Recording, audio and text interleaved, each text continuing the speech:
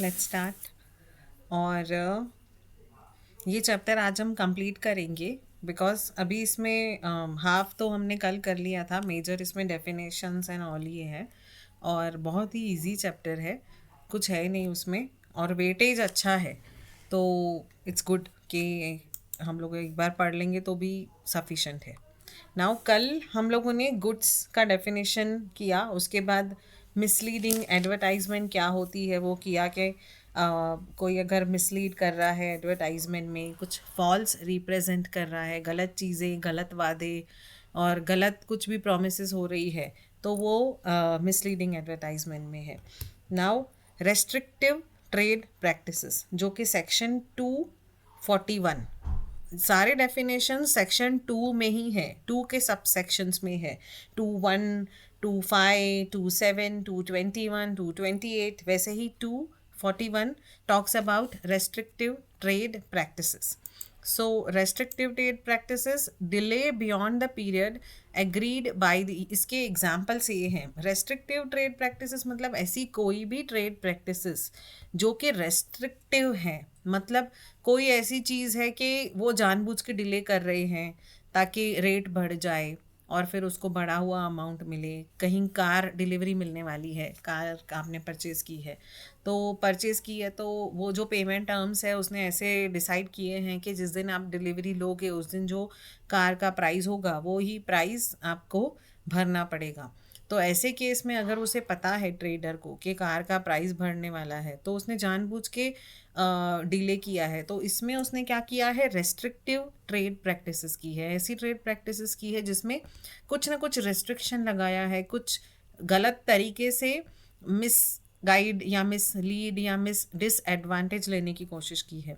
Delay beyond the period agreed by a trader in supply of such goods or in providing the services which has led or is likely to lead to rise in the price. मतलब अगर कोई भी services भी हैं जानबूझ के late provide की है, फॉर एग्जांपल अगर किसी को पता है कि कोई भी एग्जांपल कोई भी एक सर्विस हम लेते हैं कि फॉर एग्जांपल टीचिंग सर्विस हम लेते हैं कि अगर कहीं ऐसा है कि अभी जो है वो मिनिमम ऐसा, ये हम हाइपोथेटिकल एग्जांपल ले रहे हैं कि फॉर एग्जांपल अगर कोई फिज़िक्स के टीचर है, फॉर एग्जांपल उनको ये ऐसा रूल है कि अब से फिज़िक्स के जो टीचर हैं वो मिनिमम 1500 जो है वो चार्ज करेंगे, उससे कम नहीं चार्ज कर सकते हैं क्योंकि फ़िज़िक्स बहुत डायनामिक स्टडीज़ है, उसमें बहुत सारी चीज़ें हैं, तो स्पेशलाइज जॉब है, ऐसा कुछ आने वाला है, टीचर को पता है।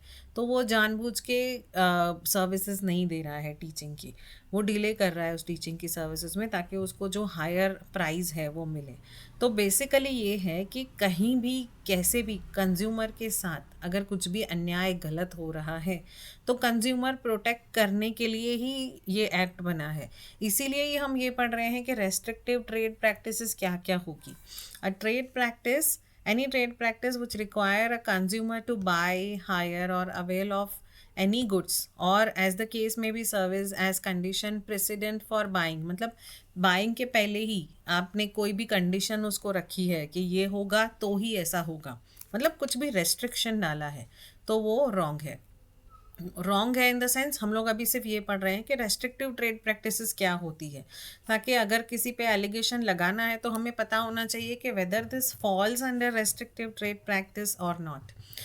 एग्जाम्पल ये है, delivery of a new car or scooter much beyond the agreed date, मतलब बोला गया था अगर फॉर एग्जाम्पल के 1 दिसंबर को मिलेगा, बट 1 दिसंबर को डिलीवरी मिलेगी स्कूटर की, कार की, जो भी है, बट वो जानबूझ के डिले की गई so that the higher price may be charge to the purchaser. Now accepting advertisement only for 2 newspapers simultaneously, अगर कोई भी एडवर्टाइजमेंट एक्सेप्ट कर रहा है फॉर 2 न्यूज़पेपर्स से ही, तो ये भी एक रेस्ट्रिक्टिव है, मतलब one can not do restriction कि 2 न्यूज़पेपर से ही जो है एडवर्टाइजमेंट एक्सेप्ट होगी, उससे ज़्यादा नहीं होगी। तो ये भी रेस्ट्रिक्शन है। जैसे कि एक एग्जांपल कल मैंने बताया था कि अगर कोई ये बोल रहा है कि मैं किसी पर्टिकुलर कम्युनिटी को ही ये सर्विस दूंगा, किसी पर्टिकुलर कास्ट को ही ये सर्विस दे दूंगा या किसी पर्टिकुलर कास्ट को ही ये प्रोडक्ट सेल करूंगा, तो वो भी रेस्ट्रिक्टिव ट्रेड प्रैक्टिसेस में आता है, which is not ethically correct, तो रेस्ट्रिक्शन लगा रहा है. रिफ्यूज़ल और undue delay in allotting a new gas connection, जानबूझ के गैस का कनेक्शन नहीं देना या उसमें अनड्यू डिले करना ताकि वो उसके ही शॉप से स्टोव ले. वो चाहता है कि उस गैस कनेक्शन तो ही हम देंगे ताकि वो हमारे यहाँ से जो स्टोव है वो वहीं से ही परचेज करे. तो this is also a restrictive trade practice का example. Compulsory purchase of an antenna with a TV set, तो अभी तो एंटीना नहीं है but for example set top box, तो टीवी के साथ set top box compulsory purchase करना ही है. तो ये भी रेस्ट्रिक्टिव है कि वो ट्रेड प्रैक्टिसेस पे रेस्ट्रिक्शन लगा रहे हैं कि ऐसा करना ही है. Refusal to lease out a bank locker, bank ने बोला कि आप अगर यहाँ पे हमारे यहाँ पे एफडी कराते हो तो ही आपको लॉकर की सुविधा मिलेगी, मतलब लॉकर यूज़ कर सकते हो या लॉकर जो है वो उसकी सर्विसेज मिलेगी, वो भी चार्जेबल है. बट वो बैंक अपना एफडी सेल करने के लिए ये कंडीशन लगा रहा है. तो this is also restrictive trade practices. Forcing, जैसे कि स्कूल स्टूडेंट्स के लिए कि यूनिफॉर्म जो है वो एक ही स्कूल से ही परचेज़ करना है या किसी एक ही वेंडर से परचेज़ करना है. To purchase textbook from school book shop, जो स्कूल का बुक है बुक शॉप है वहीं से ही परचेज़ करना है. तो ये भी रेस्ट्रिक्टेड है, मतलब कहीं ना कहीं रेस्ट्रिक्शन लगा रहे हैं. टू परचेज़ बुकलेट ऑफ फेटे टिकट्स, जो भी कुछ स्कूल वाले स्कूल स्टूडेंट्स में कहीं कुछ फेस्टिव होने वाला है, कोई उनका फंक्शन होने वाला है, तो वो उसके बुकलेट कंपलसरी परचेज़ करनी है, इतनी क्वांटिटीज़ में परचेज़ करनी है. तो ये फोर्स करना, रेस्ट्रिक्शंस लगाना, this comes under restrictive trade practice section 2 subsection 41. अभी सर्विस क्या है, जैसे हमने गुड्स पढ़ा वैसे सर्विस भी इम्पॉर्टेंट है. तो वी शुड नो कि what is service according to as per this act, consumer protection act 2019.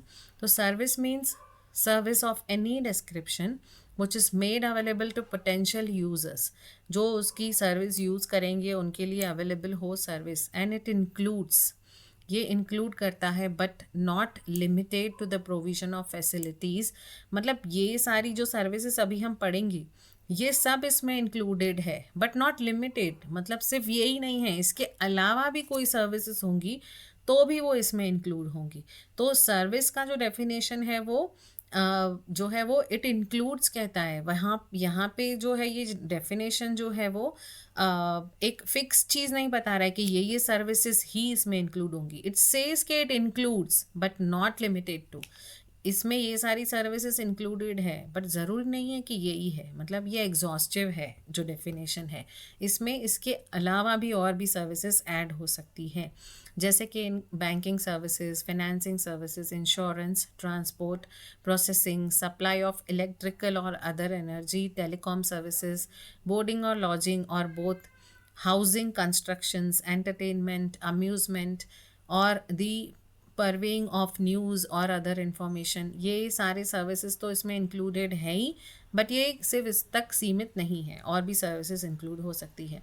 Basically service में क्या इंक्लूड नहीं होगा, वो इंक्लूड नहीं होगा जो फ्री ऑफ चार्ज सर्विस दी जा रही है. जैसे कि हमने कल एग्जांपल देखा था कि अगर किसी गवर्नमेंट हॉस्पिटल में फ्री ऑफ चार्ज डॉक्टर्स इलाज कर रहे हैं तो वहाँ पे उनको कंज्यूमर प्रोटेक्शन एक्ट के अंडर वो लोग केस या कुछ भी जो भी प्रोटेक्शन राइट्स हैं वो नहीं मांग सकते, बिकॉज फ्री ऑफ चार्ज है तो वो कंज्यूमर ही नहीं है.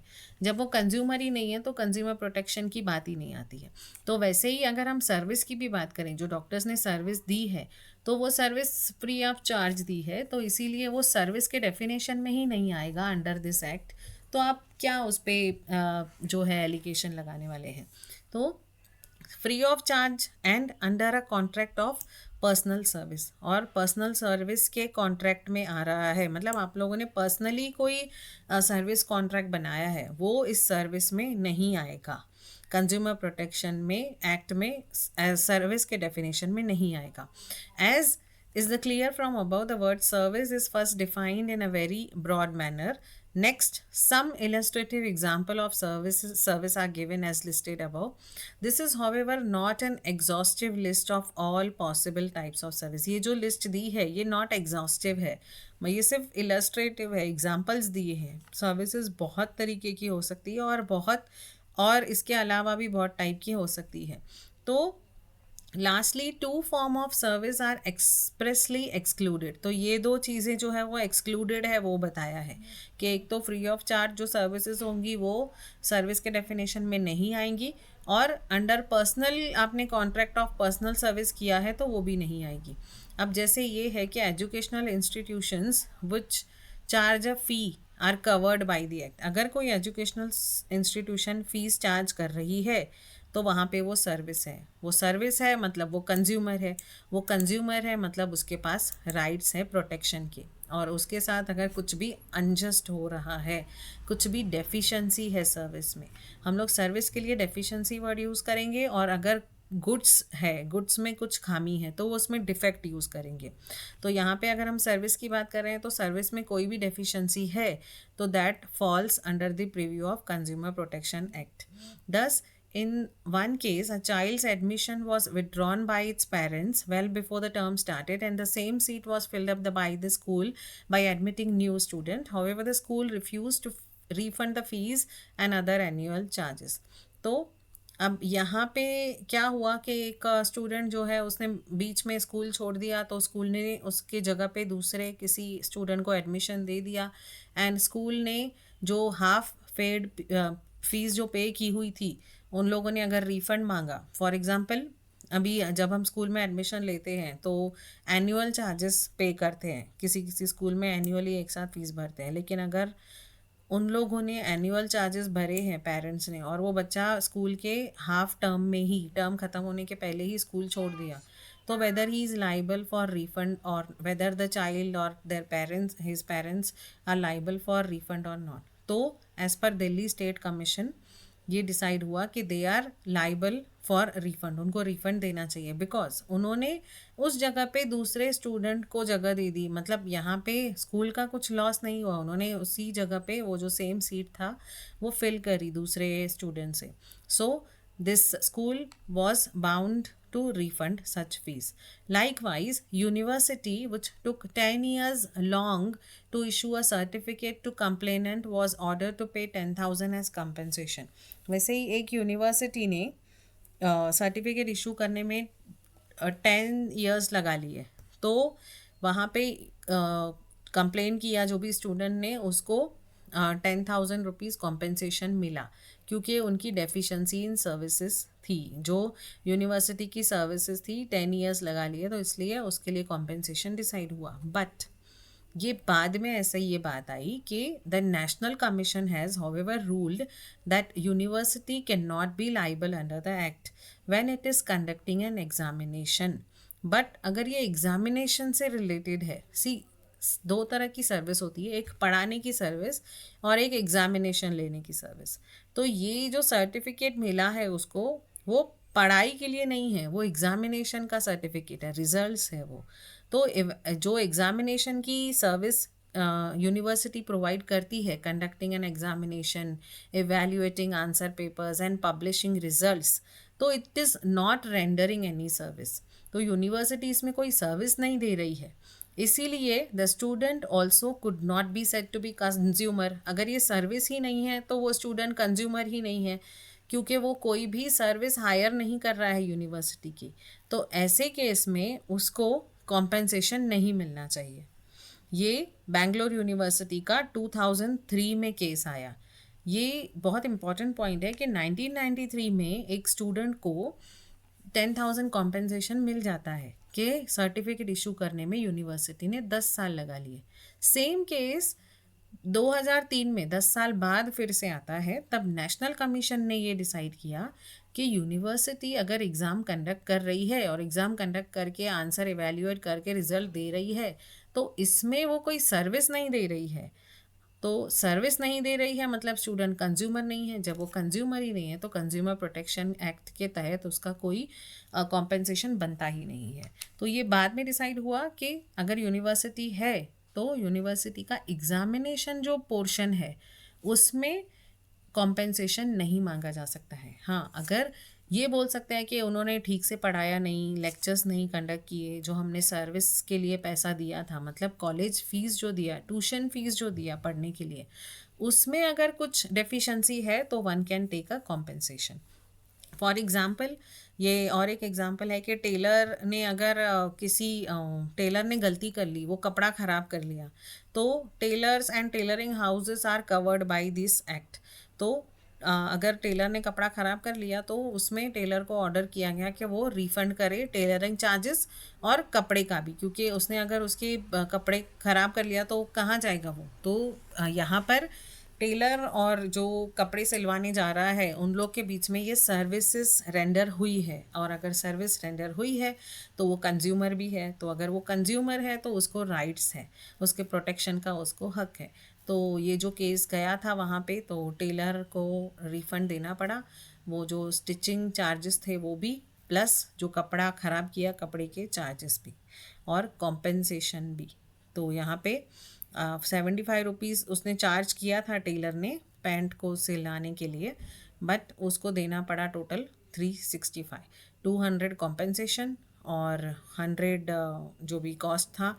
इन शॉर्ट टोटल मिला के कोर्ट ने बोला कि 365 देना पड़ेगा। Now thus the only exception available to doctors, ये हम लोगों ने देखा कल भी, कि डॉक्टर्स एंड हॉस्पिटल जो फ्री ऑफ चार्ज सर्विस देते हैं उनके लिए ये एक्सेप्शन है। तो hence a government or municipal hospital where all the wards are free wards lie outside the ambit of the act, तो वो एक्ट के एम्बिट में नहीं आते हैं क्योंकि वो फ्री सर्विस दे रहे हैं। इवन इफ वो नॉमिनल चार्जेस अगर ले भी रहे हैं रजिस्ट्रेशन के, कि कहीं कहीं होता है कि फॉर्म भरने के 10 रुपये 200 रुपये कुछ भी रजिस्ट्रेशन चार्जेस ले भी रहे हैं, तो भी वो सर्विस के ट्रीटमेंट के चार्जेस नहीं ले रहे हैं। तो इसीलिए hospitals and doctors have the exception. And ये जो रजिस्ट्रेशन अमाउंट है वो तो वो एडमिनिस्ट्रेटिव एक्सपेंसेस ले रहे हैं, ना ही ट्रीटमेंट के एक्सपेंसेस ले रहे हैं। So for this reason also hospitals and doctors जो फ्री ऑफ चार्ज ट्रीटमेंट दे रहे हैं they are not in the ambit of the act. और अगर यही सर्विसेज प्राइवेट हॉस्पिटल में कोई ले रहा है तो वहाँ पर ये चार्जेबल है।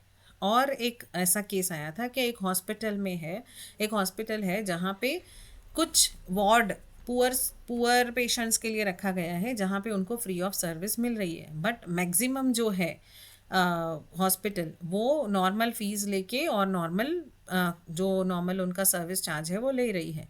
तो कुछ उन्होंने रखा है कि एज अ मतलब कंट्रीब्यूशन टू सोसाइटी के, कोई जो इकोनॉमिकली बैकवर्ड क्लास हैं जो अंडर प्रिविलेज्ड हैं उनको अगर सर्विस कुछ देनी है हॉस्पिटल को डोनेशन की तरह, तो फ्री ऑफ चार्ज दे रहे हैं।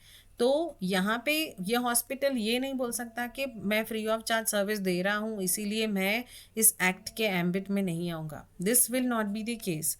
तो क्योंकि completely it's not free, major portion जो है वहाँ पे वो चार्जेस ले रहे हैं, वो सर्विसेज के, वो उनका बिजनेस है, वो बिजनेस है या जो भी आप उसको वर्ड बोलिए, ऑल्दो आजकल तो बिजनेस ही ऐसा बोलते हैं।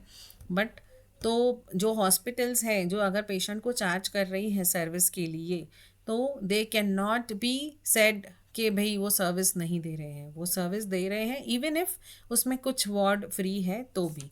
तो Supreme Court also rejected an argument that if the patient pays for treatment but is later reimbursed. अब ये भी हो सकता है कि हॉस्पिटल ये बोले कि पेशेंट ने अमाउंट पे नहीं किया है, पेशेंट ने मेडिकल इंश्योरेंस लिया था तो उसने खुद ने तो पे नहीं किया है, और हमने कल डेफिनेशन में पढ़ा था कि जहाँ पे पैसे की बात होगी, अब यहाँ पे जैसे फ्री ऑफ चार्ज है तो चलो वो कंज्यूमर ही नहीं है, लेकिन यहाँ पे अगर हॉस्पिटल ये डिफेंड करती है खुद को कि कंज्यूमर ने तो कुछ पे ही नहीं किया, उसकी इंश्योरेंस कंपनी ने पे किया है, तो यहाँ पे कंसिडरेशन ही नहीं है तो वो कंज्यूमर ही नहीं हुआ। But this is not the case. तो अगर मेडिकल इंश्योरेंस पॉलिसी भी है और मेडिकल इंश्योरेंस से भी पैसा मिला है, भले ही कंज्यूमर ने खुद पे नहीं किया है, बट कंसिडरेशन तो इन्वॉल्व है उसमें, हॉस्पिटल ने फ्री में तो नहीं किया है, तो in that case hospital is liable. Now in cases where the maxim res ipsa loquitur, मतलब the thing speaks for itself, कि वो समझ में ही आता है, मतलब इट शोज़ के सीधी बात है, ये उसमें कोई गुंजाइश ही नहीं है, कोई क्वेश्चन ही नहीं है, कोई डाउट ही नहीं है। अगर ऐसी कोई केसेस हैं जैसे कि कोई अगर डॉक्टर ने ऑपरेशन करने के टाइम पे फॉरसेप्स या स्पॉन्ज उसके एब्डोमेन में ही भूल गया सर्जरी के टाइम पे, तो obviously surgeon would be liable for negligence और उसको कॉम्पेंसेशन देना ही पड़ेगा। तो ये ऐसे केसेस में चाहे वो फ्री में हो चाहे फ्री में ना हो, वो बात नहीं देखी जाएगी। अगर यहाँ पे ये मैक्सिम एप्लीकेबल होता है रेस इप्सा लिक्विडोर, मतलब the thing speaks for itself, कि सामने सामने दिख रहा है कि ये तो गलती है, नेग्लिजेंस है डॉक्टर की, तो वहाँ पे कॉम्पेंसेशन मिलेगा ही। किसको? पेशेंट को, अगर वो जिंदा है तो, और अगर पेशेंट नहीं है तो उसके लीगल एयर्स को मिलेगा, उसके बच्चों को, जो भी उसके लीगल होंगे उनको मिलेगा। नाउ इन इंग्लैंड ये कुछ इतना वो इम्पोर्टेंट नहीं है। In a case decided by National Commission, एक नेशनल कमीशन में केस डिसाइड हुआ कि a legal practitioner working under the banner legal aid cell was misleading clients. एक लीगल एड सेल में लीगल प्रैक्टिशनर था, वो काम कर रहा था, बट वो खुद को डिस्क्राइब कर रहा था कि ऑफिशियल लीगल एड ऑर्गेनाइजेशन, दो वो ऑफिशियल नहीं था, बट वो खुद को ये मिसलीड करता था, खुद को ये बताता था, अपने क्लाइंट्स को मिसलीड करता था कि I am official legal aid organization. तो अ क्लाइंट वॉज विक्टिमाइज्ड, तो इसमें कोई एक क्लाइंट फंस गया कि उसको लगा कि ऑफिशियल लीगल एड ऑर्गेनाइजेशन है, तो उसने क्या किया, जो कोर्ट फीस 30 रुपीज़ थी उसका 7,500 रुपया लिया। तो इस वजह से उसने कंप्लेन हुई उसके ऊपर, and he was order to refund the amount, and 25,000 compensation भी देना पड़ा। तो ये एक केस है कि अगर मिसलीड किया किसी लीगल प्रैक्टिशनर ने, किसी एडवोकेट ने, तो he will be also liable to pay the compensation, क्योंकि यहाँ पर भी सर्विस जो है वो इंक्लूडेड है, मतलब वो कंज्यूमर है जिस क्लाइंट को मिसलीड किया गया। नाउ स्पूरियस गुड्स मतलब जो फॉल्सली जेन्यून बताए गए हैं, मतलब अगर कोई चीज़ अगर फर्स्ट कॉपी है फिर भी वो बोला है कि ये फास्ट, मतलब कोई भी सपोज गुच्ची का पर्स है, ऐसा कुछ भी जहाँ पे फॉल्सली क्लेम हो रहा है कि वो जेन्यून है, तो मिसलीड करना, बेसिकली किसी गलत चीज़ को कुछ और बताकर बेचना, तो that is spurious goods. Section 243। Trader in relation to any goods means a person who sells or distribute any goods for sale. Trader वो है जो गुड्स, ट्रेडर कभी भी सर्विस के लिए नहीं होगा ऑब्वियसली, ट्रेडर वही होगा जो गुड्स को सेल करेगा, वो and includes the manufacturing thereof, और हो सकता है कि वो मैन्युफैक्चर भी करे, मैन्युफैक्चरर भी हो सकता है वो खुद, एंड अदरवाइज हम नॉर्मल भाषा में बोलेंगे तो मैन्युफैक्चरर अलग है, ट्रेडर अलग है। मैन्युफैक्चरर वो है जो अपने फैक्ट्री में मैन्युफैक्चर करता है और बेचता है, but as per this definition trader वो है जो ट्रेड कर रहा है, जो सेल कर रहा है, डिस्ट्रीब्यूट कर रहा है गुड्स को, और मैन्युफैक्चरर भी ट्रेडर है, क्योंकि मैन्युफैक्चरर अल्टीमेटली मैन्युफैक्चर करके तो बेचने ही वाला है ना, ट्रेड तो करने ही वाला है। तो under this definition it includes manufacturer also, and where such goods are sold or distributed in package form includes the packer thereof. हो सकता है मैन्युफैक्चरर ने किसी और बंदे को दे दिए गुड्स और वो पैक करके बेच रहा है। कभी कभी आता है, आप देखते होंगे कोई प्रोडक्ट पे कि repackaged bye so and so, तो इवन रीपैकेज जो कर रहा है वो भी ट्रेड ही कर रहा है, वो सेल ही कर रहा है, तो he is also a trader. तो ट्रेडर तो वो होगा जो सेल कर रहा है, डिस्ट्रीब्यूट कर रहा है, मैन्युफैक्चरर है या पैकेजिंग कर रहा है, पैकेज करके बेच रहा है, तो वो सारे ट्रेडर के डेफिनेशन में आते हैं। नाउ अनफेयर ट्रेड प्रैक्टिस क्या है? सेक्शन 247 टू सबसेक्शन 47 बताएगा कि अनफेयर ट्रेड प्रैक्टिसेस क्या है। तो अनफेयर मतलब जो फेयर नहीं है, ऐसी ट्रेड प्रैक्टिसेस जो सही नहीं है। The act has provided a very comprehensive definition of the term unfair trade practice. This term means a trade practice which, for the purpose of promoting the sale, use, or supply of any goods or for provision of any service, adopts unfair method. कोई भी unfair method से अगर trade हो रहा है, कोई भी डिसिप्टिव practice, कुछ छुपा के हो रहा है, डिसिप्टिव कुछ, कोई सच्चाई छुपा के कोई प्रोडक्ट बेचा जा रहा है, तो ये अनफेयर ट्रेड प्रैक्टिस होगी। फॉर एग्जांपल, अगर किसी प्रोडक्ट की एक्सपायरी डेट हो गई है और उस चीज़ को छुपा के, हटा के, कंसील करके, मिटा के बेचा जा रहा है, तो वो अनफेयर ट्रेड प्रैक्टिस है।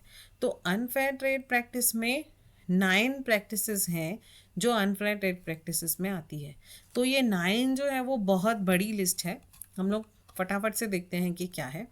Making any statement whether orally or in writing or by visible representation including by means of electronic record. तो कोई भी स्टेटमेंट आपने बनाई है, स्टेटमेंट दी है उस प्रोडक्ट को बेचने के लिए, ओरली या राइटिंग में।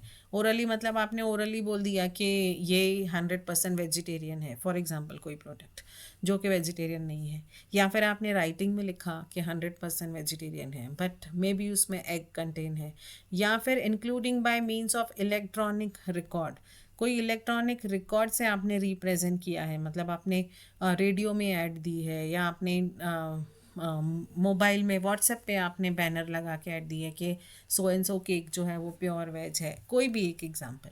तो कहीं भी आपने स्टेटमेंट ऐसी की है जो फॉल्सली रिप्रेजेंट करती है कि goods are of particular standard, good का कोई पर्टिकुलर स्टैंडर्ड, कोई क्वालिटी, कोई quantity, grade, composition, style or model, इन सब से रिलेटेड कुछ भी आपने गलत चीज़ बोली, ओरली बोली है या लिख के दी है या इलेक्ट्रॉनिकली मेल किया है, व्हाट्सएप किया है, टेलीग्राम किया है, इंस्टाग्राम किया है, फेसबुक में लिखा है, कहीं भी लिखा है, तो इलेक्ट्रॉनिकली लिखा है, ओरली है या राइटिंग में है, अगर उसको फॉल्सली रिप्रेजेंट किया है तो। सिमिलरली फॉल्सली रिप्रेजेंट ये गुड्स के लिए था, अब ये सर्विस के लिए है। अगर सर्विसेज के लिए कुछ भी बोला है कि हाँ मतलब ये सर्विस का हम लोग जो है वो एसी, फॉर एग्जांपल हम फ्रिज की या एसी की सर्विसिंग की बात करें तो उन्होंने बोला है कि फॉल्सली रिप्रेजेंट किया, ओरली, राइटिंग या इलेक्ट्रॉनिकली बोला है कि हम लोग 1 साल तक फ्री सर्विस देंगे अगर आपने हमसे फ्रिज परचेज़ किया तो ये फॉल्स रिप्रेजेंटेशन था, मे बी आपकी सर्विस जो है वो फ्री नहीं थी, वो चार्जेबल थी। और full falsely represent any rebuild second hand, कोई भी टायर है, कोई भी ऐसी चीज़ है जिसको रीबिल्ड किया है, कोई मोबाइल फ़ोन है जो सेकंड हैंड है और आपने उसको फर्स्ट हैंड बना के बेचा है, रिनोवेटेड है और आपने बताया नहीं कि ये रिनोवेटेड है, रिकंडीशनड है मतलब उसकी कंडीशन को प्रॉपर फिर से रिकंडीशन करना, मतलब उसको ठीक ठाक करके बेचना, पुराने गुड्स को न्यू बना के बेचना, तो अगर ऐसा कुछ भी किया है तो वो अनफेयर ट्रेड प्रैक्टिस है। रिप्रेजेंट द गुड्स और सर्विस हैव स्पॉन्सरशिप, आपने बताया कि ये गुड्स में स्पॉन्सरशिप है कि अमिताभ बच्चन ने भी लिया है, अप्रूवल या परफॉर्मेंस, कैरेक्टरिस्टिक्स, एक्सेसरीज, कुछ भी ऐसा जो अनफेयर है। रिप्रेजेंट द सेलर और सप्लायर हैज़ अ स्पॉन्सरशिप और अप्रूवल और एफिलेशन, आपने बताया कि मेडिकल एफिलेटेड है, मेडिकल काउंसिल से एफिलेटेड है ये ऑयल, या आप ऑयल यूज़ कर सकते हैं फॉर योर टीथ, कुछ भी मतलब ऐसा कहीं भी गलत फॉल्स रिप्रेजेंट किया हो।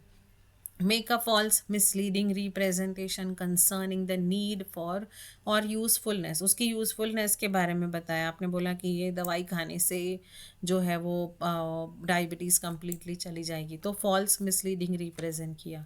Gives to the public any warranty or guarantee of performance, आपने वारंटी दे दी कि 10 साल की वारंटी है इस प्रोडक्ट की या 10 साल की गारंटी है, तो एक्चुअली में वो नहीं है बट आपने वो आपको मिली या आपने दी, कहीं भी अनफेयर है ये, दिस इज़ नॉट फेयर, गलत फॉल्स रिप्रेजेंट किया।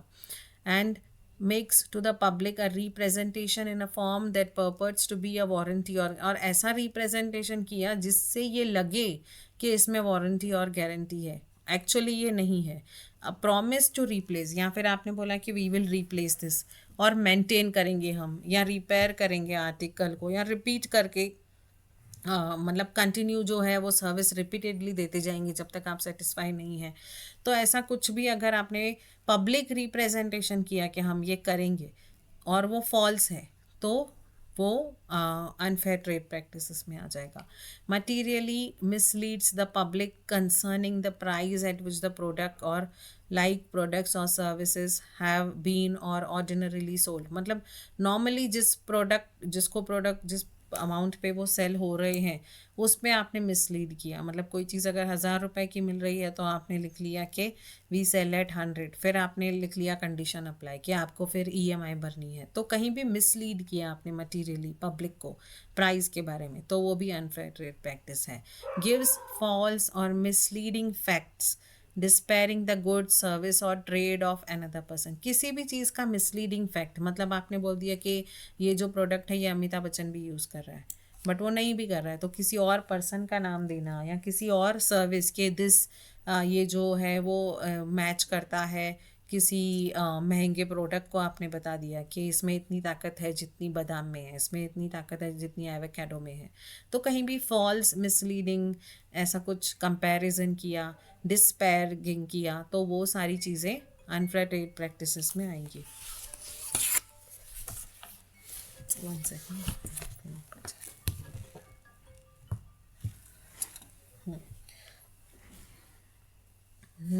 द परमिटिंग, ये सेकंड पॉइंट है। अभी ये एक ही था, हम लोग ऐसे 9 पॉइंट्स हमको देखने हैं। 9 ऐसी प्रैक्टिसेस हैं जो अनफेयर ट्रेड प्रैक्टिस बोल रहे हैं। पहला ये था कि स्टेटमेंट ओरली, राइटिंग में या इलेक्ट्रॉनिक मोड पे किया, ये सारी चीज़ों का ये पहला हुआ। अब दूसरा है कि permitting the publication of any advertisement whether in any newspaper or otherwise, कहीं भी अगर परमिट किया, सिर्फ अगर कोई न्यूज़पेपर वाला है, अगर कोई भी है, टीवी है, न्यूज़पेपर है, तो जहाँ पर भी ऐड दिया जा रहा है, मतलब वो एडवर्टाइजमेंट एजेंसी ने परमिट किया कि आप पब्लिश करो, गलत चीज़ को अलाउ किया पब्लिश करने के लिए, तो वो भी अनफेयर ट्रेड प्रैक्टिस है। Permitting the publication of any advertisement whether in any newspaper or otherwise, including by the way of electronic record for the sale or supply at a bargain price of goods or services that are not intended to be offered। मतलब add करना गलत नहीं है, but झूठा add करना unfair trade practice में आ जाएगा।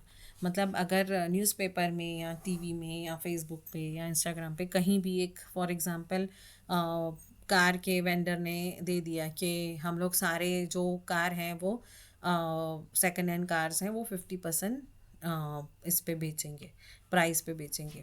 तो जो मतलब एक्स शोरूम प्राइस है उसके 50% पे बेचेंगे, बट उनका इंटेंशन ये नहीं है, ये सिर्फ लोगों को अट्रैक्ट करने के लिए ऐसी एडवर्टाइजमेंट की है।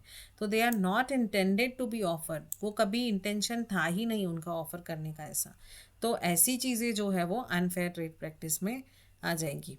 Now for the above purpose, यहाँ पे ये एक इम्पॉर्टेंट पॉइंट है कि बार्गेन प्राइस, मतलब आप लोगों को ऐसा मिसलीड किया गया, हम लोगों को किसी को भी, कि जो प्राइस है वो 50% ऑफ हम लोग देंगे, और जो भी एक्स शोरूम प्राइस होगा पर्टिकुलर कार का उसके 50% ऑफ में हम देंगे। लेकिन वहाँ पे ये नहीं बताया कि यहाँ पे बार्गेन होगा, यहाँ पे ये लोग बोलेंगे नहीं कि ये तो हमने ऐसे ही लिखा था कि वो तो इस प्रोडक्ट के लिए नहीं है, दैट प्रोडक्ट के लिए है। वैसी सारी चीज़ें, कंडीशन अप्लाई वाली चीज़ें नहीं हो, अगर है तो वो अनफेयर ट्रेड प्रैक्टिस है। तो for the sale or supply eight bargain price, या फिर कि आपको पता है कि वो प्राइस को बार्गेन करने वाला है वो वेंडर जहाँ पे वो एडवर्टाइजमेंट दिया गया है, और for a period that is and in quantities that are reasonable having regard to nature of market in which business are carried on. तो उस बिजनेस के हिसाब से, अगर वो बिजनेस में, वो प्रोडक्ट में या उस सर्विस रेंज में ऐसा नॉर्मल है कि कोई भी चीज़ें 50% प्राइस में मिल जाती है, तो ठीक है। लेकिन उसके रीज़नेबल नहीं है, अगर वो मतलब कुछ और ही एग्जॉर्बिटेंट चीज़ें बोली है लोगों को अट्रैक्ट करने के लिए, एडवर्टाइजमेंट करने के लिए, पब्लिकेशन ऐसा कुछ किया है कि मिसलीड करने के लिए, तो ऐसे केसेस में जो है वो प्रोडक्ट्स अगर उनको उस प्राइस पे नहीं दिया जा रहा है जितना एडवर्टाइजमेंट में लिखा है, तो वो अनफेयर ट्रेड प्रैक्टिसेस होगी। सिमिलरली यहाँ पे एक पॉइंट है, permitting the sale or supply of goods intended to be used. One sec, हाँ, ये दूसरा पॉइंट हुआ 9 में से। Now third point, permitting the offering of goods, price or other items with intention of not providing them as offered or creating impression that something is been given or offered free. मतलब हमें लग रहा है कि वो उसके साथ free है, बट वो प्राइस उसमें ही इंक्लूडेड है। तो ऐसा अगर आप परमिट कर रहे हो, ऐसा अलाउ कर रहे हो ऐसी चीज़ें को बेचने के लिए अपने बैनर के अंडर, से फॉर एग्ज़ाम्पल अगर कोई एक टाटा का शोरूम है और वहाँ पे उनको पता है कि, या फिर रिलायंस का शोरूम है, उनको पता है कि लैपटॉप के साथ जो हेडफोन्स हैं वो फ्री नहीं है, उसमें उसका कॉस्ट इंक्लूडेड ही है, और फिर भी आपने ये बताया कि we are offering as a gift या हम प्राइस दे रहे हैं, जबकि उनका इंटेंशन नहीं था ऐसा, तो वो ऐसा इम्प्रेशन क्रिएट करता है कि हम लोगों को फ्री ऑफ चार्ज मिल रहा है और हमसे इससे कोई चार्ज नहीं लिया गया। तो that is also comes under unfair trade practice. The conduct of any contest, जानबूझ के कोई ऐसा कॉन्टेस्ट बनाया टू अट्रैक्ट मोर कस्टमर, या फिर लॉटरी या कोई गेम के जिससे कंज्यूमर का कस्टमर्स अट्रैक्ट हो। Use of supply of any business interest except such, मतलब वो कॉन्टेस्ट का एक्चुअल मतलब, ऑब्वियसली ये तो सीधी बात है कि कोई भी कॉन्टेस्ट या कोई भी लॉटरी का एक्चुअल मतलब यही नहीं होता है कि कस्टमर को कुछ देना है, वो कोई मतलब दान करने नहीं बैठे हैं। बट ये नहीं होना चाहिए कि उसका पर्पस पूरी तरह से कुछ और हो, मतलब दिखावा कुछ और हो और एक्चुअली में कुछ और हो। कि अगर वो कंटेस्ट दिखा के बोल रहे हैं कि ये गेम है और फिर इस गेम में जो जितने भी लोग पार्टिसिपेट करेंगे उनको सो एंड सो कूपन मिलेगा, और फिर पता चला कि वो कूपन में तो कुछ मतलब ऐसा कुछ बेनिफिट है ही नहीं जो बताया गया है। या with holding from participants any scheme offering gifts, अगर किसी स्कीम में किसी को गिफ्ट मिला है या किसी को कोई कूपन ऐसा मिला है तो वो पार्टिसिपेंट से विथहोल्ड नहीं करना है। विथहोल्ड नहीं करना है मतलब छुपाना नहीं है पार्टिसिपेंट से, उनको बताना है। फॉर मतलब कभी कभी ये होता है कि कंज्यूमर जाके खुद बोलते हैं कि इसके साथ तो ये फ्री है तो आप क्यों नहीं दे रहे हो, तो फिर वो बोलेंगे हाँ भूल गया था ये दे देते हैं। तो विथ होल्डिंग करना, अगर कहीं कोई एलिजिबल है फ्री चीज़ों के लिए, फ्री कूपन के लिए, तो वो उसको देना, तो ये भी अनफेयर ट्रेड प्रैक्टिस है अगर नहीं किया तो। Permitting the sale or supply of goods intended to be used which are of a kind likely to be used by consumer knowing or having reason to believe that the goods do not comply with the standards। और अगर ऐसी चीज़ों को cell किया ये बता के कि ये जो है वो अच्छी चीज़ है, या फिर इसमें जो है वो कोलेस्ट्रॉल नहीं है या कुछ भी ऐसा जो कि स्टैंडर्ड को कंप्लाई नहीं कर रहा है, बट लोगों को लगता है कि वो कंप्लाई कर रहा है, तो ऐसा कुछ भी किया, ऐसे कोई भी सेल को परमिट किया, ऐसा कुछ भी सेल को अलाउ किया, तो वो भी अनफेयर ट्रेड प्रैक्टिस है, जिससे कि उनको पता है कि लोगों को इंजरी हो सकती है। इंजरी इन द सेंस कुछ भी रिस्क है कि लाइफ पे रिस्क है, हेल्थ के रिलेटेड रिस्क है, अगर ऐसा कुछ है, ऐसी कोई चीज़ का सेल हो रहा है जहाँ पे उनको पता है कि ये स्टैंडर्ड्स को कंप्लाई नहीं कर रहा है, फिर भी वो बेच रहे हैं। जैसे कि बीच में मैगी का एग्जांपल आया था कि उसमें लेड कंटेंट बहुत ज़्यादा है, तो उनको पता था कि हमारा जो मैगी है वो स्टैंडर्ड्स को कम मीट नहीं कर रहा है, फिर भी वो बेच रहे थे, तो यहाँ पे वो अनफेयर ट्रेड प्रैक्टिसेस कर रहे थे।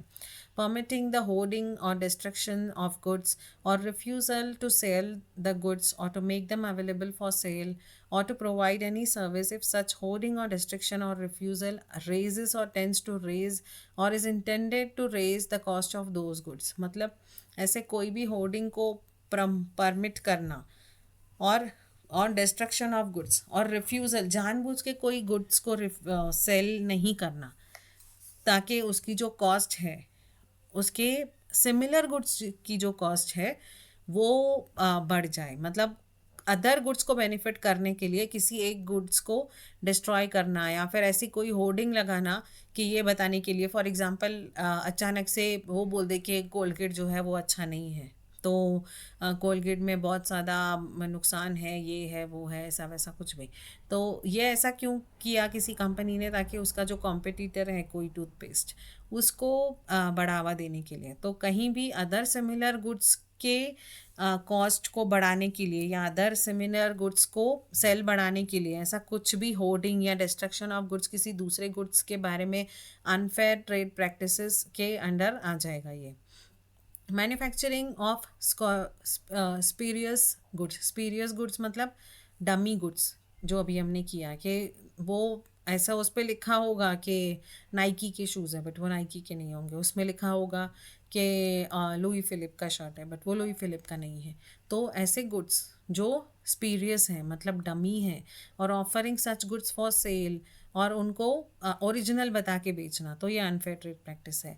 Not issuing a bill or cash memo or receipt, जो भी गुड्स सेल किए हैं उसका बिल नहीं देना या कैश मेमो नहीं देना, तो ये भी अनफेयर ट्रेड प्रैक्टिस है।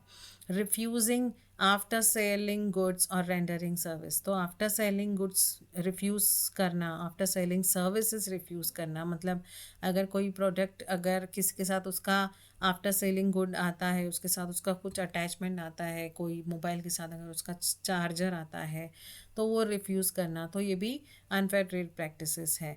To take back or withdraw defective goods, और डिफेक्टिव गुड्स को वापस लेने के लिए मना कर देना कि I will not take back the defective goods, या फिर उसको रिपेयर करने के लिए भी मना कर देना।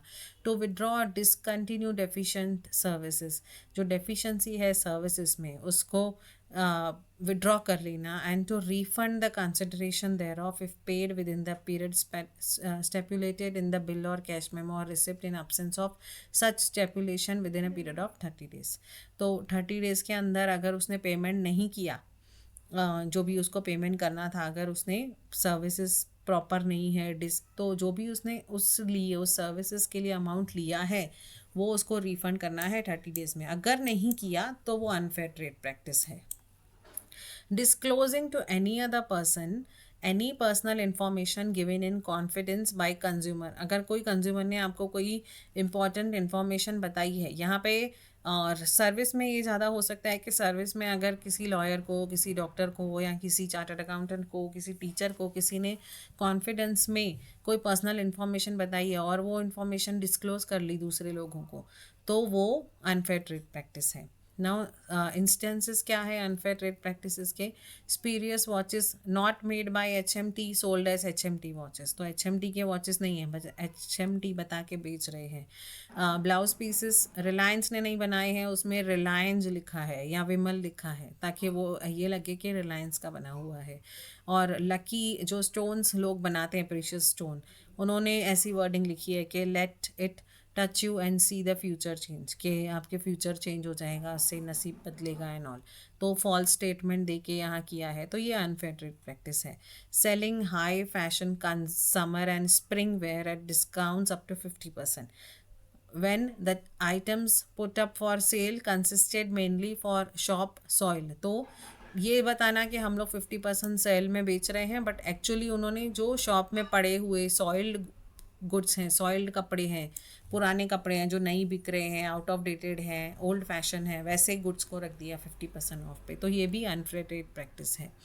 Advertising sub standard garments as export quality garments, जो सब स्टैंडर्ड है मतलब अच्छा स्टैंडर्ड भी नहीं है, नॉर्मल स्टैंडर्ड भी नहीं है, सब स्टैंडर्ड है, कम स्टैंडर्ड के कम स्टैंडर्ड के जो गारमेंट्स हैं उनको एक्सपोर्ट क्वालिटी गारमेंट्स बता के बेचना।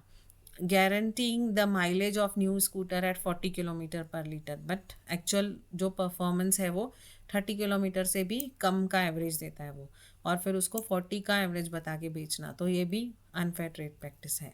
Falsely advertising that certain debentures of a company would earn more than 80% interest per annum, ये बताना कि ये कंपनी के डिबेंचर 80% इंटरेस्ट अर्न करते हैं, तो ये एकदम फॉल्स स्टेटमेंट है। कोई भी डिबेंचर 80% इंटरेस्ट पर एनम नहीं अर्न कर सकते।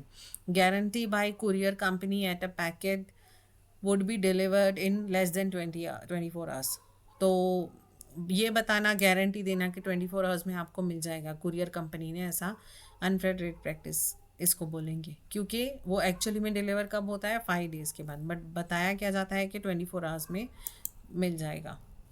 An advertisement stating that half a Philips bulb is as good as any other bulb, मतलब दूसरे किसी बल्ब की इंसल्ट करनी, तो ये भी अनफेयर ट्रेड प्रैक्टिस है एडवर्टाइजमेंट में, कि हाफ अ फिलिप्स का आधा बल्ब भी किसी और बल्ब से अच्छा है।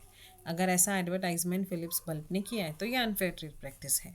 Offering free gifts with sewing machine after increasing the prices, जानबूझ के सुइंग मशीन की प्राइस बढ़ा के फिर उसके साथ फ्री गिफ्ट देना, तो ये अनफेयर ट्रेड प्रैक्टिस है। Offering bumper prizes based on lucky draw to purchase of Avon cycles, तो एवॉन साइकिल्स के प्राइजेस को, एवॉन साइकिल के परचेजेस को, सेल को बढ़ाने के लिए लकी ड्रॉ निकाला कि बम्पर प्राइजेस मिलेंगे, बट कुछ बम्पर प्राइजेस नहीं था, तो ये अनफेयर ट्रेड प्रैक्टिस है।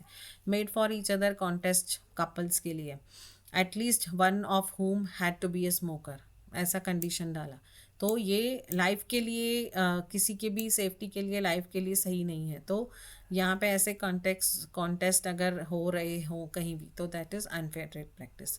Definition of other terms used in act, तो अप्रोप्रिएट लेबोरेटरी क्या होगा?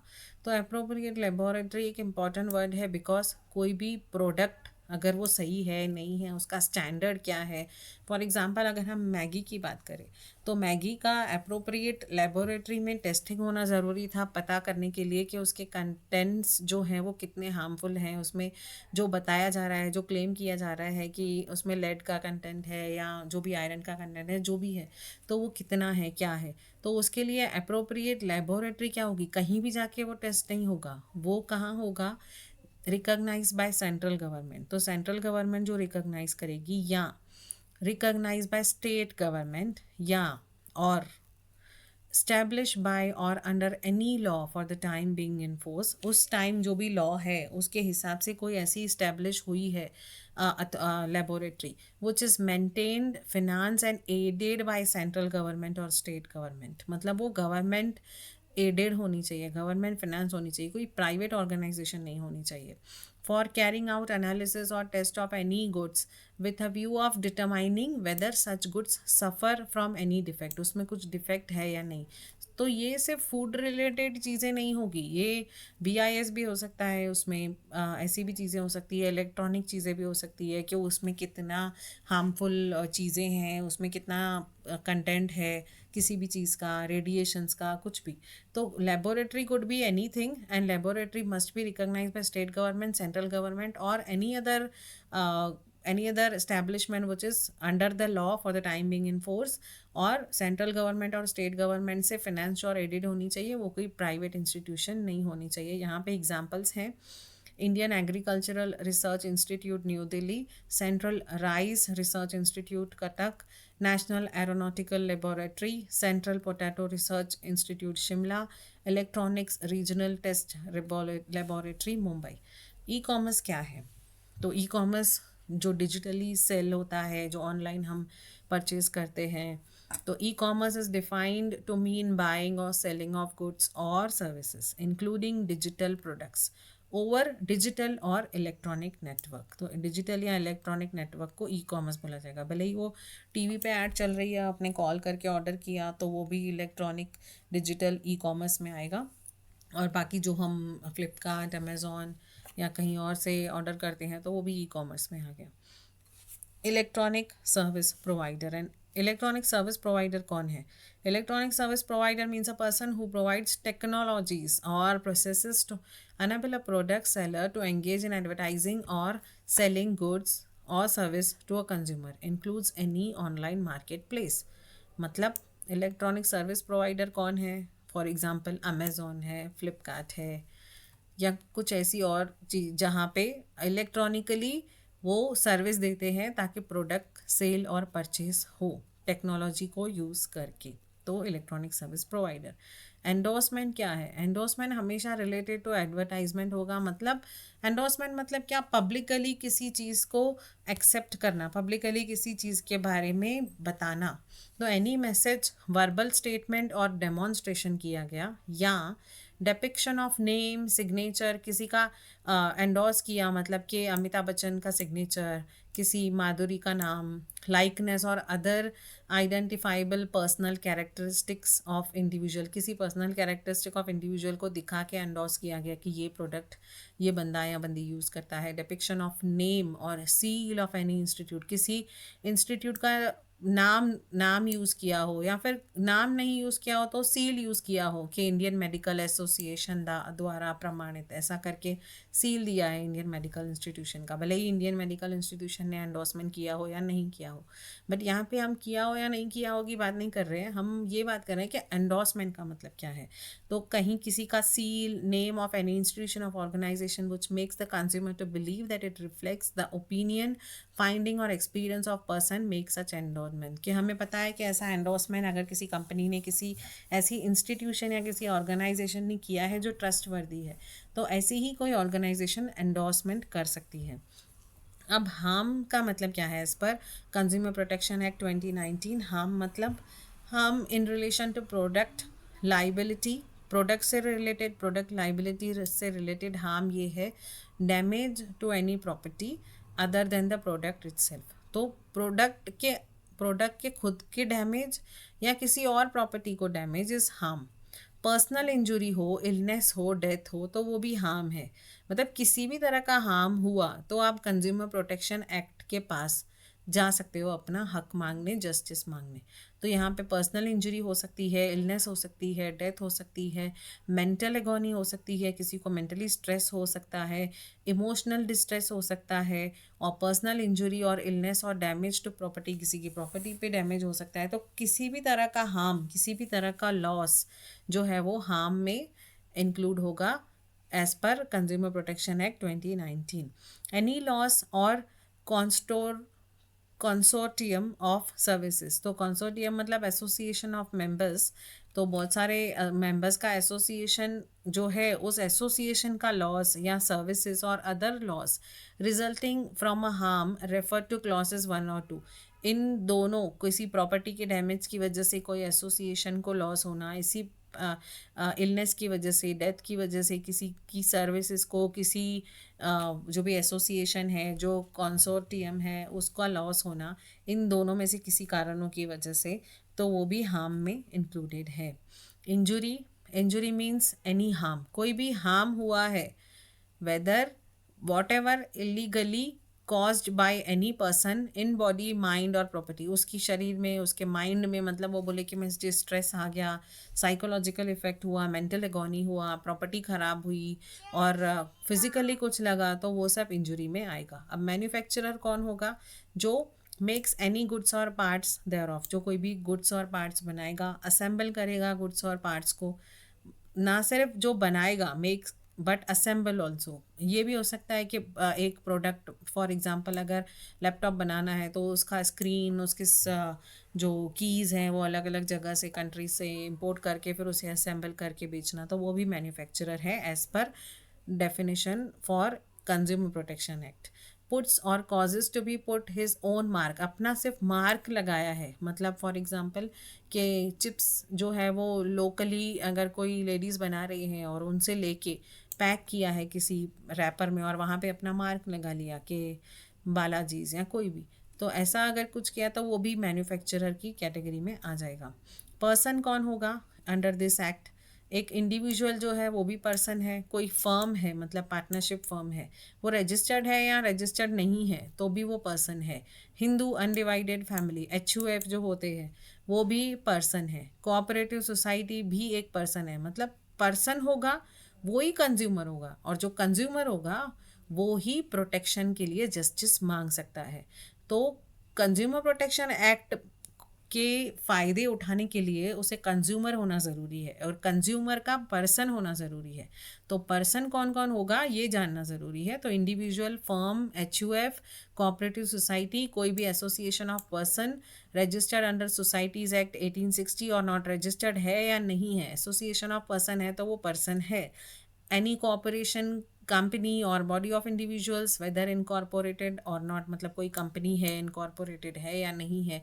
एनी आर्टिफिशियल जुरिस्डिक्शन, जो जुरिडिकल पर्सन, मतलब यहाँ पे कौन आ गया, बार काउंसिल ऑफ इंडिया भी आ गया, जो आर्टिफिशियल पर्सन है तो वो भी पर्सन है as per consumer protection act. मतलब उसके साथ भी अगर कुछ अन्याय हुआ है, अनफेयर ट्रेड प्रैक्टिसेस हुई है और कहीं डेफिशिएंसी ऑफ सर्विसेज या गुड्स है, डिफेक्ट इन गुड्स है, तो वो भी एज अ पर्सन कंज्यूमर है और वो भी अपने हक की लड़ाई के लिए कंज्यूमर प्रोटेक्शन एक्ट के तहत केस फाइल कर सकती है, जिसने उसके साथ जो भी है अनजस्ट बिहेव किया है या अनजस्ट सर्विसेज या गुड्स दिया है। Not falling with in any above classes, तो कोई भी आर्टिफिशियल जुरिस्डिक्शन पर्सन जो इन सब में नहीं है वो भी पर्सन है। अब प्रोडक्ट क्या है? प्रोडक्ट मीन्स एनी आर्टिकल और गुड्स और सब्सटेंस, रॉ मटेरियल और any extended cycle of any product, किसी प्रोडक्ट का एक्सटेंडेड कुछ पार्ट, कोई आर्टिकल, कोई गुड्स, लिक्विड भी हो सकता है, गैसेस भी हो सकता है, सॉलिड भी हो सकता है, किसी भी स्टेट में हो, possessing intrinsic value which is capable of delivery either as wholly assembled, पूरी तरह से असेंबल करके देना है, एज अ रॉ मटेरियल बेचना, तो वो भी प्रोडक्ट है। और but does not include human tissues, ये इंपॉर्टेंट है कि प्रोडक्ट में ह्यूमन टिश्यूज़ नहीं आएंगे, ब्लड नहीं आएगा, ब्लड प्रोडक्ट्स नहीं आएंगे एंड ह्यूमन ऑर्गन्स नहीं आएंगे प्रोडक्ट में, वो प्रोडक्ट नहीं है। प्रोडक्ट लाइबिलिटी क्या होगी? Product liability means responsibility of product manufacturer और प्रोडक्ट सेलर, एनी प्रोडक्ट और सर्विसेज, प्रोडक्ट लाइबिलिटी मतलब मैन्युफैक्चरर की क्या लाइबिलिटी है उस प्रोडक्ट के लिए कि उसको किसी भी डेफिशिएंसी के बिना बनाना है और बेचना है। अब अनफेयर कॉन्ट्रैक्ट क्या होगा? ऐसा कोई भी कॉन्ट्रैक्ट जो अनफेयर है, जो सही नहीं है, मतलब ज़्यादा कुछ सिक्योरिटी डिपॉजिट ले लेना, कुछ पेनल्टी का कंज्यूमर के ऊपर लगा लेना, या फिर रिफ्यूजिंग के अर्ली, ये जो होगा ना अनफेयर कॉन्ट्रैक्ट, ये कॉन्ट्रैक्ट से रिलेटेड ही होगा। यहाँ पे कोई गुड्स या सर्विसेज की बात नहीं है। अगर दो लोगों ने कोई कॉन्ट्रैक्ट किया है, उसमें अगर कुछ भी अनफेयर हुआ है तो वो अनफेयर कॉन्ट्रैक्ट में आएगा। अब CCPA क्या है? कल हमने देखा था, सेंट्रल कंज्यूमर प्रोटेक्शन अथॉरिटी, जो स्पेसिफिकली बनाई गई है। उसमें चीफ कमिश्नर होगा और बहुत सारे कमिश्नर्स होंगे जो इसके रूल्स बनाएंगे, इन्वेस्टिगेट करेंगे चीज़ों को। अगर कहीं कुछ गलत हो रहा है, उसमें डिस्ट्रिक्ट लेवल होगा, फिर कमिश्नर रीजनल लेवल पे होगा। तो ये जो है, कोई भी कंप्लेन है एडवर्टाइजमेंट से रिलेटेड, वो यहाँ पर जाएंगे और अदरवाइज भी उसमें जाएंगे। यहाँ पे जो क्वालिफाइड लोग होंगे वो ही उसको लीड करेंगे और वो इन्वेस्टिगेट करेंगे कि क्या प्रॉब्लम्स है, क्या नहीं है, और कहाँ क्या होना चाहिए, क्या नहीं होना चाहिए, मतलब कहाँ जजमेंट क्या आना चाहिए। They will be always guiding जो केसेस जाएंगे। अब मेन इंपॉर्टेंट बात, कंज्यूमर प्रोटेक्शन के केस जाएंगे कहाँ? नॉर्मल केस में जाएंगे, नॉर्मल कोर्ट के पास जाना है, कहाँ जाना है? तो ये इम्पॉर्टेंट है लास्ट, के डिस्ट्रिक्ट कमीशन, 3 तरह के रिड्रेसल कमीशंस हैं। मतलब आपके कंज्यूमर के जो भी डिस्प्यूट्स हैं उसको रिड्रेसल, उसकी रेमेडीज़ के लिए 3 कमीशन बनाई गई है। एक है डिस्ट्रिक्ट कमीशन, एक है स्टेट कमीशन और एक है नेशनल कमीशन। ऑब्वियसली सबसे छोटी डिस्ट्रिक्ट है, उसके ऊपर स्टेट है, उसके ऊपर नेशनल है। अभी डिस्ट्रिक्ट जो कमीशन है उसमें एक प्रेसिडेंट होगा और 2 से ज़्यादा मेंबर्स होंगे, 2 या 2 से ज़्यादा मेंबर्स होंगे। ऑब्वियसली बहुत ज़्यादा होंगे, बट रूल ये कहता है कि 2 या 2 से ज़्यादा मेंबर होंगे और उसमें से एक जो है वो वुमेन होनी चाहिए मेंबर। तो डिस्ट्रिक्ट कमीशन में कौन से केसेस आएंगे? इनिशियली क्या था कि उसमें ये था कि गुड्स और सर्विसेज की जो वैल्यू है 1 करोड़ और 1 करोड़ से कम की वैल्यूज़ के लिए डिस्ट्रिक्ट कमीशन में जाता था सारे केसेस। बट बाद में ये डिसाइड हुआ कि अप टू 50 lakhs हम डिस्ट्रिक्ट कमीशन को देते हैं। लेस देन 50 lakhs, 50 lakhs और लेस देन 50 lakhs के जो केसेस हैं वो डिस्ट्रिक्ट कमीशन के पास जाएंगे और उसमें मिनिमम 2 मेंबर्स होने चाहिए, उसमें से एक वुमेन होनी चाहिए। डिस्ट्रिक्ट कमीशन के ऊपर है स्टेट कमीशन। स्टेट कमीशन में भी एक प्रेसिडेंट होगा और उसमें मिनिमम 4 मेंबर्स होंगे, 4 या 4 से ज़्यादा मेंबर्स होंगे। और इसमें 1 करोड़ से लेके 10 करोड़ तक के केसेस जो है वो 10 करोड़ तक जो भी केसेस हैं, जो भी कंप्लेंट्स हैं, वो जाएंगी। उसके बाद आएगा नेशनल लेवल। नेशनल लेवल में भी एक प्रेसिडेंट होगा और मिनिमम 4 मेंबर्स होंगे, 4 या 4 से ज़्यादा भी हो सकते हैं। और उसमें 10 करोड़ से ऊपर के जो भी केसेस हैं वो नेशनल कमीशन में जाएंगे। तो हम लोगों ने रैपिड फायर में कंप्लीट किया दिस